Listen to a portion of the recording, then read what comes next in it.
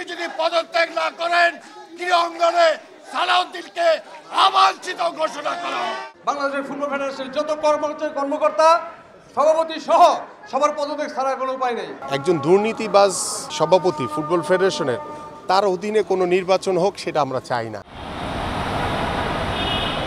প্রায় 16 বছর ধরে বাফুফের সভাপতির চেয়ার আঁকড়ে ধরে আছেন এক সময়কার দেশসেরা ফুটবলার কাজী সালাউদ্দিন। তবে তার সময় দেশের ফুটবলের উন্নতির চেয়ে অবনতিটাই হয়েছে বেশি। দীর্ঘ এ সময়ে বিভিন্ন কর্মকাণ্ডের জন্য সমালোচিত হয়েছেন সালাউদ্দিন। তার অধীনে ফিফার অর্থ নয়-ছয় করার দায়ে বাফুফের সাবেক সাধারণ সম্পাদক আবু নাঈম সোহাগকে নিষেধাজ্ঞা দেয় ফিফা। ফুটবলার হিসেবে সফল হলেও সংগঠক হিসেবে পুরোপুরি ব্যর্থ হয়েছেন কাজী সালাউদ্দিন।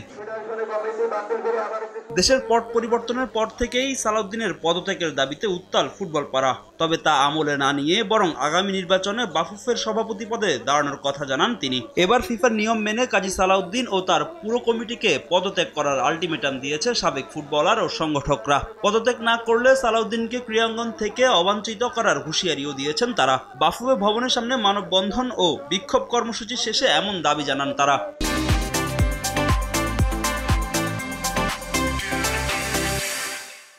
সালাউদ্দিন ভাইয়ের যে কুকর্ম করেছে বাংলাদেশের ফুটবলের জন্য, বাংলাদেশের ফুটবলের যে অবনতি হয়েছে তার একটা সুরাহা দরকার। আমরা সবাই মিলে এই আন্দোলনকে আমি মনে করি যে একটা সুফল বয়ে আনবে।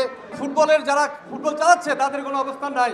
এখন একমাত্র শুধু সময়ের দাবি বাংলাদেশের ফুটবল ফেডারেশনের যত কর্মকর্তা সভাপতি সহ সবার পদত্যাগ ছাড়া কোনো উপায় নেই। কাজী সালাউদ্দিনকে ফুটবল ফেডারেশনের সভাপতি হিসাবে পদত্যাগ করতে হবে।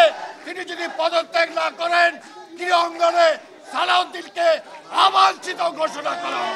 আমরা চাই যে দুর্নীতিবাজ সালাউদ্দিন সাহেবের অবশ্যই তার স্বেচ্ছায় পদত্যাগ করা উচিত।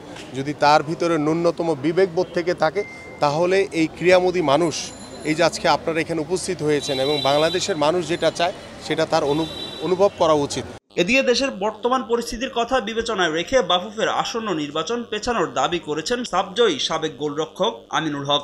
নির্বাচন পেছাতে ফিফাকে চিঠি দিতে বাফুফে সাধারণ সম্পাদকের সঙ্গে বৈঠকও করেন সাবেক ফুটবলাররা। আমাদের যে জেনারেল সেক্রেটারি রয়েছেন বাংলাদেশ ফুটবল ফেডারেশনে, তার কাছে অনুরোধ করেছি যে আপনি একটি চিঠির মাধ্যমে বর্তমান পরিস্থিতিকে অবগত করে ফিফার কাছে অনুরোধ করেন যে আমাদের এই নির্বাচনটি যদি কিছুদিন পিছিয়ে দেওয়া যায় তাহলে পরিস্থিতি স্বাভাবিক হয়ে আসলে আমরা গণতান্ত্রিক উপায়ে আপনাদের এবং গঠনতন্ত্র অনুযায়ী এবং ফিফার যে রুলস অ্যান্ড রেজলিউশন রয়েছে সেই অনুযায়ী আমরা নির্বাচনগুলো সম্পন্ন করতে চাই। একজন দুর্নীতিবাজ সভাপতি ফুটবল ফেডারেশনের তার অধীনে কোনো নির্বাচন হোক সেটা আমরা চাই না। সাবেক ফুটবলারদের দাবি দাওয়া নির্বাহী কমিটির বৈঠকে উপস্থাপন করার কথা জানান বাফুফের সাধারণ সম্পাদক